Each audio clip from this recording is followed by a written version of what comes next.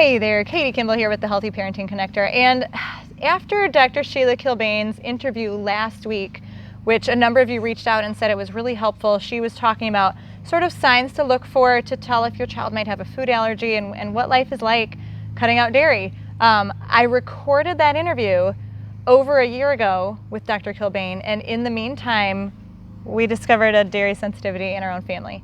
So I thought today it might be helpful for parents and kids to hear from my daughter Leah. We're just gonna have a candid conversation.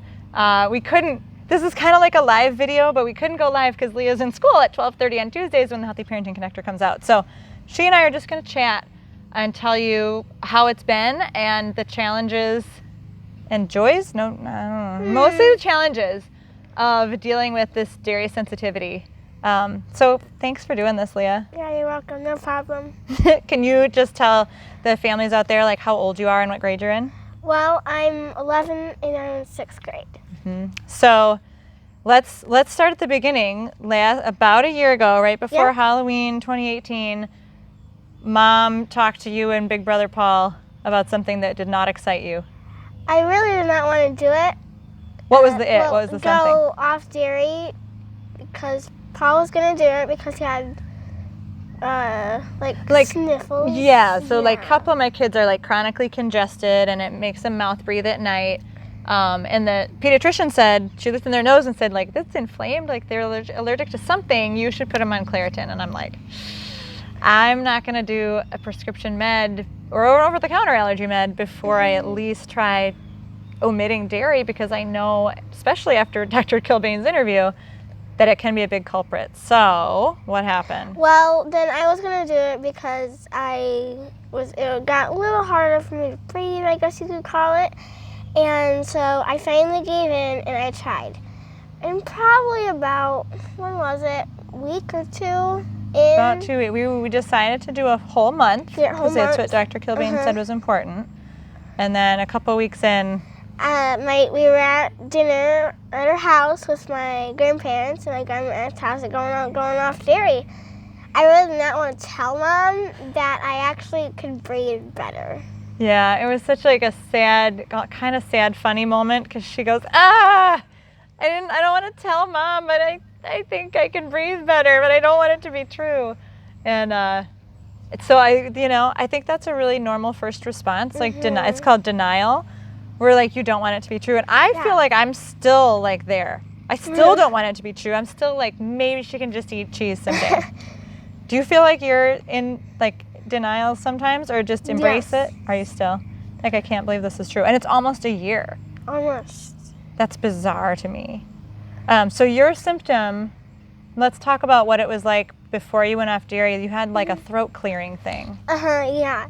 I like had to clear my throat a lot because it felt like it made me be able to breathe a little bit better, because apparently it sort of felt like I couldn't breathe like super well, like it was a little harder for me to breathe. And then when I went back onto dairy to try it again, I also noticed that I started having stomach aches. So I probably have been having, like, I might have just been having stomach aches, but I got so used to it, like my body couldn't even tell. Because we ate dairy all the time. All the time. Yogurt at lunch every day, cheese and crackers all the time, milk, a whole glass of milk at dinner. So then it was so difficult to change off to just drinking water, and that was all I had for a while at dinner. And then I started getting like sparkling water and stuff like that, which did help a lot, because going from a glass of milk to a glass of water just really, it's not the same at all. Right, so it was like one of the many things that just made you sad and angry and cranky. So yeah, her dad has a soda stream, and makes his own fizzy water. We just call it fizzy water, sparkling water is the official term. So that it helps to figure out other like substitutes, other varieties. When Leah would clear her throat, it was kind of it was really low key. It was just kind of, I don't even remember. It was super low, just little. Like you almost didn't notice it until if you were in a quiet room with you for a while. It was like. Then you could like, I'd be like, huh, she's clearing her throat a lot. And did other kids at school actually notice that, right? Yes, they did very much, and sometimes I honestly got made fun of. Why are you always laughing? And most of the time my response was, why can't I be happy? I didn't really tell them that it was an allergy because I didn't really know how to phrase Well, you didn't know that. it was an allergy in 4th grade. Well, yeah, I didn't know, and that was when it was, so I didn't know why it was happening. It just happened. Your so throat felt I a little just told them. tickly or something? Yeah.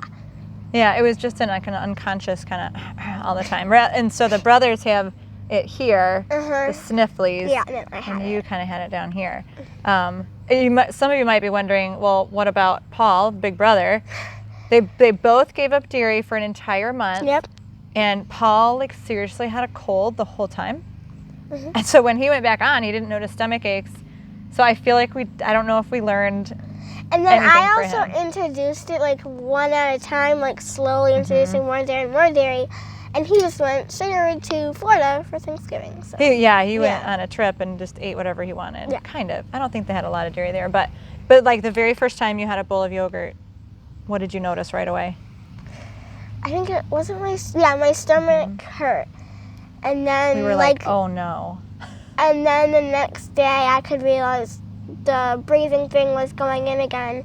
And so what I found out is that normally my stomach hurts for like a day and then like until I sleep, and then my throat clearing would be, I don't know, 4 days. I think that's why I figured I out. remember one thing you told me that you didn't even realize was happening. You said during that month off, gym class was easier. Yes, it was. It was a lot easier to breathe because after gym class I had been breathing so hard and it was so Did you think that was difficult. normal? I just thought it was normal. just thought that was running. I just thought I got tired out a lot, really easy. And then, yeah. Yeah, so this dairy, like eliminating the dairy uncovered some symptoms you didn't even know you had. Yeah. Bummer. I just thought it was normal. Now, I remember, so when we did the dairy-free thing, Leah goes, if I end up being sensitive to dairy, what did you say? I said I'm going to have a day of dairy. So I mostly eat dairy, ice cream, cheese, and that's my dairy day. I did not know that would only affect me for I thought it was only going to affect me for a day, but it ended up it was going to affect me for that day plus 4 others. So I was like, that means that most of the week I'm down, so. You couldn't breathe as well. Yeah. Yeah. So you were thinking, man, if I'm just going to get a tummy ache, I'm going to eat all the dairy, get a crazy tummy ache on 1 day a week, and then have 6 days where I feel good. Yeah. That was your plan. But then we kind of experimented, like, okay, what happens if she has yogurt? How many days is the breathing impacted? And it was like more than half the week. Yeah. It was so sad. I'm still sad. What do you miss most about dairy foods? That is such a difficult question. Like, all my friends at school always ask me that, and I mean, I enjoyed having yogurt at lunch every day. It was a nice easy thing. I enjoyed having ice cream. I remember the last day before I went off the whole month, me and Paul had a heaping bowl of ice cream to end. That was our last dairy. It was a very popular picture on Instagram because people were like, kind of like cheering you on, like you can do it, and we're sorry this is gonna be hard. And then I miss having the glass of milk. I love cheese and crackers. I mean, Kobe Jack was such a good type of cheese. So I mean, butter. Oh, Butter is so good. Ghee is not the same thing as butter. It just doesn't taste the same. It's not as good. I used to say I would eat a stick of butter for breakfast. And I loved butter. I'd put so much butter whenever I had a chance to. yeah, baked potatoes. Baked potatoes, so sourdough much toast. butter. And don't really do that with ghee. I wouldn't drink or eat half a jar of ghee. But I would eat a stick of butter. So the answer is what do you miss the most? Yes. Yes, I miss everything. All the things. Yeah. Because dairy's good. And I think, as a mom, I want to respect Leah's dairy allergy. But it can be difficult, right? Because we like to have pizza, and the kids figured out, kidscookrowfood.com/pizza. The kids kicked me out of the kitchen. Did the whole video. Paul edited the whole thing. It's hilarious. It's the pizza that they've made for the last 2 or 3 years. Already a grain-free crust, but it used milk.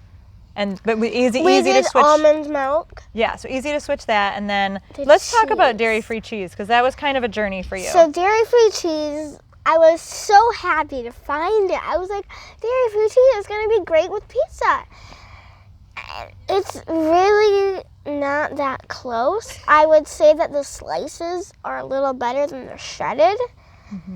But it's just, like, and when we have pizza nights, we make pizza every other week, and it's just like, I don't know, I don't really love it anymore. I used to love it a lot and eat it a lot, so. Yeah, so you'd say, so for a while we just didn't make the pizza, right? Then we decided to try dairy-free. We found some dairy-free cheese. Well, for a while we didn't make the pizza, and then Paul really wanted to make pizza, so I think we had like 2 weeks where I just found something else. Which makes you feel super excited, right? No, I feel super, it's so hard to see people eating dairy in front of me, and I mean, like, now I've just gotten used to it. I'm just used to my family eating ice cream in front of me and me eating dairy-free ice cream or a popsicle. I mean, like, it's just a thing now. But then I was like, oh, I really want it. Like, it made me feel really bad inside. Yeah. And yeah. And really hard. I think it was really hard for you. Like, you could kind of see a cloud over your head at dinner and the whole night. Right? I mean, yeah, it was super hard. And so then, dairy-free cheese. Yay! Leah can have pizza. And we'd make one end with dairy-free cheese. And it was very exciting. And then you kind of got to the point where you're like, man, dairy-free cheese is not that good. Yeah, like the first 2 weeks, I was just excited to eat pizza again. And then I was like, it's really not that good. Really not that good. So that's all back to being like kind of depressed. And I still keep hoping, like, maybe you should just try it. Like, maybe it won't hurt your tummy. Yeah, you've tried it a couple times. Yeah, here and there. Sometimes you're just like, I'm having the cheese. Just gonna have some, and then you're like, oh, got a tummy ache. I know, because I'm just like, it's so tempting. No, I guess Is dairy-free yogurt as good as the regular milk yogurt? I can tell you it's not as good, but it's a lot better than dairy-free cheese. Okay. Comparatively. As long as it's like plain, as long as it's not sweetened, because you make homemade yogurt, unsweetened, and nothing like that. But any of the flavors that already have like the raspberry kinds, or any of the kinds that are like vanilla. Yeah, like vanilla. I mean, like, I've survived with vanilla, and that's been the only thing that I could do. But yeah, so it's too sweet for your palate, and it doesn't taste quite as good. So everything, I just feel like every time you have to substitute, it's like a punch in the gut. It like knocks you down a little bit inside. Yeah, which is really sad. We got a good dairy-free dressing. Right? Yes, homemade dairy-free ranch. That was good. We haven't shared that recipe with anybody because we just learned it this summer from a friend of Mom's. So that's good. And Caesar's already dairy-free. We just leave out the Parmesan. Yeah, leave out the Parmesan. So like some things have been easy, but yeah, the day-to-day. The ice cream's a really difficult thing to find because I mean, like, the first time I had found dairy-free ice cream, I was so excited.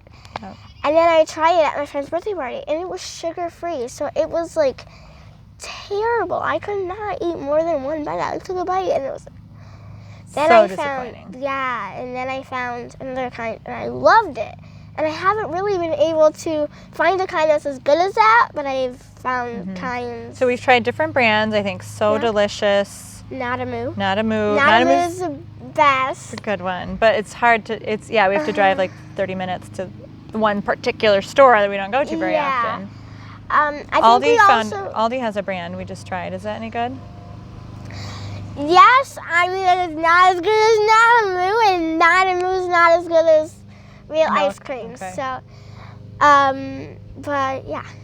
Yeah. So basically, like everything that's a dairy-free substitute is challenging. Not as good. Yeah. Right. And so, Leah's been packing her own lunch for a couple years, and your fallback always, like if there wasn't something great in the fridge to pack. Cheese and crackers, frozen peas. And yogurt. And yogurt. So cheese and yogurt would be out. So we've been trying to go to the store and finding stuff like pretzels and hummus and other stuff that are dairy-free and still enjoyable and easy and quick if we don't have any leftovers. Right, that we can always have on hand. And for me, like I'm thinking, well, that was like a good source of fat and protein, so we don't want to switch it out for like an apple that doesn't have the fat and protein. So that was tricky. We went the day before school started. We walked through the grocery store and just thought, like, opened our brains and kind of thought about everything that could work. And hummus was the best we could decide hummus and on. pretzels, and then I think we also figured out chips and salsa. I haven't really packed that one as much because chips and salsa, and we talked about guacamole having healthy fats. But then you got to make it because guacamole doesn't usually last very well without going brown. So yeah, we haven't done that one as much, but it's a good one though. So for me, I have to make sure I always have hummus in there for her so that she always has that fallback. And I have used that a lot, and I've done it with cucumbers, hummus and cucumbers too, not just hummus and pretzels. Carrots are still a little hard to get the expander. Poor girl gets an expander all in the same year too. Another big problem because all this dairy-free stuff is like so hard and like crunchy. Yeah. So we're about a year in. Do you have hope that maybe we can, or somehow we can heal your gut and go back? I very much want to go back to eating dairy. It would be so fun, I guess you could call it, because I just could not wait to eat dairy again. Yeah, so it's not like, I don't feel like we've settled in and we're like, yep, this is life and it's fine. Yeah, no. I'm still a little angry about it. I'm still going to try. You're still a little angry about it sometimes, a lot of times. Is it hard? Isn't it hard when, like, if we go out to ice cream and you're stuck with sorbet? Yeah, because sorbet is so sweet is the problem, and lots of things get really sweet to me. So sorbet just gets like really sweet, and I can have a couple bites, and I'm like, I don't know. I think the last thing that we talked before, topics we wanted to cover for other kids, is the challenge of being away from home. Because it's hard enough at home, right? You guys have heard us. This is our complain fest. We're just sitting here just complaining together. It's hard enough at home when you have to cut out a major food group. But how hard is it when you're at a birthday party or like at school they serve you food? Or I mean, like at a birthday party, it's normally pizza and ice cream. Both of those are out, and they normally don't have a sorbet. So it's so difficult being away from home. Like our whole summer travels, it was like I just wasn't very happy with not eating the dairy. Yeah, because it's hard for other people to think, oh, what do I serve the Kimballs? Because Leah can't have cheese or milk. And definitely, I mean, anytime you went out with some friends to a church event last week. And what did they have? Mac and cheese? Mac and cheese, breaded chicken. The bread has breaded usually has buttermilk in it. Milk and butter. Cheesy refried beans. Oh, they had baked beans, but you said they tasted like they dumped a bottle of maple syrup in them, so they didn't like them. Yeah. And then the corn was buttery. And then watermelon and a bajillion desserts. And you totally could find a dairy-free dessert easily, right? No. All milk. Mostly just milk. There wasn't even that much that had butter. It was just mostly milk. Well, and you don't know. I mean, if you're at a potluck, any cookie or cake, you don't know if it has milk or butter in it, so it's not worth the risk. So social events are less fun. Yes. Because people like to feed you. They used to be so much fun, and now they're just like annoying.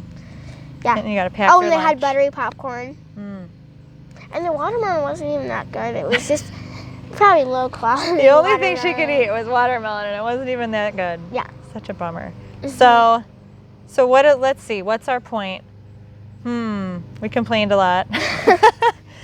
But okay. Do you wish you could rewind the clock and say, no way, I'm not doing the month trial?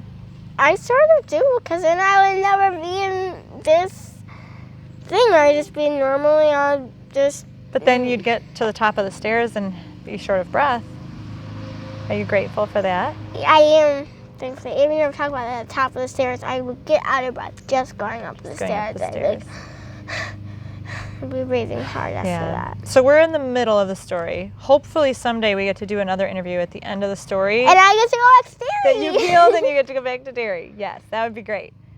So I guess, but I mean, I want to tell families you got to try it if you think it's a problem, that it's worth trying. But man, you got to be ready. You got to be ready. You have to have other hard. substitutes. You got to do your research. Not a moo.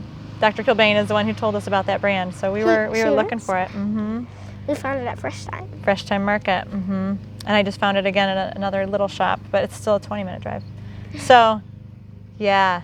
So I think it's worth it, but it's really hard. Really, really. And now our next step, I need to kind of pull my sorry behind out of denial and start asking good questions about what are the ways that maybe we can try to kick this. And that'll be our next update, I guess, huh? Did we forget anything? Any other stories you wanted to tell? I don't think so. I don't think so. I hope that lawnmower is not too loud.